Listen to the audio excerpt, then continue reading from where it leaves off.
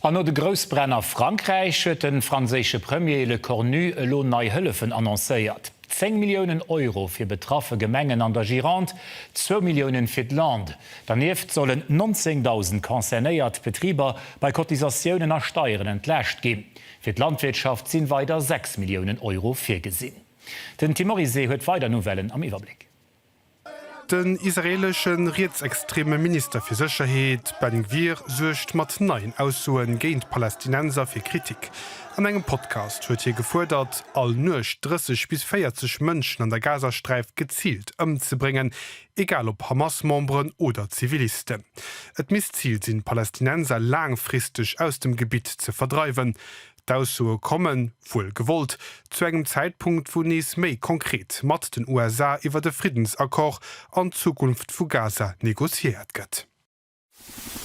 Den US-Präsident Donald Trump will eng aktuell Militärübung mat Südkorea deitlich reduzieren. Kritiséiert für allem die Heichkächten, verweist auch op seg gut Relationen mam nordkoreanischen Diktator Kim Jong-un. Iwerdems hat Südkorea d'USA am Iran-Konflikt Henke gelos. Manöver huet trotzdem ugefangen, 18.000 südkoreanisch Soldaten trainieren 11 lang ënner anderem Dofir vun Drohnen als Cyberattacken.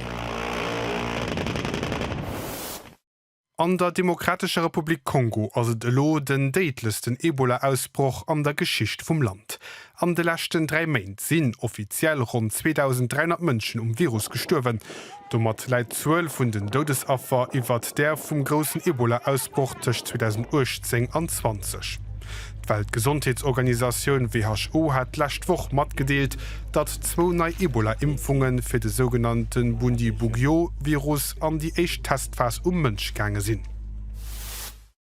Nom schweren Erdbeben des Weekend an Indonesien si bald 13.000 Mënschen oni dariwwer dem Kap. Vill Betroffener sinn an Notzentralen oder Zelter ënnerkom. Beim Biewen direkt vir der Küst vun der Insel Flores waren méi wie 50 Mënschen em Liewe kom, vermisst gëtt aktuell awer ki méi. A Wales hunn haut Familien, Frënn a vill Fans dem Bonnie Tyler eng lächte Keier Eddie gesot. Bei der Trauerfeier zu Swansea gouf die britisch Sängerin ënner anderem mat ihrem Welthit Total Eclipse of the Heart geéiert. Bonnie Tyler war am Juli am Alter vu 75 Joer gestorwen.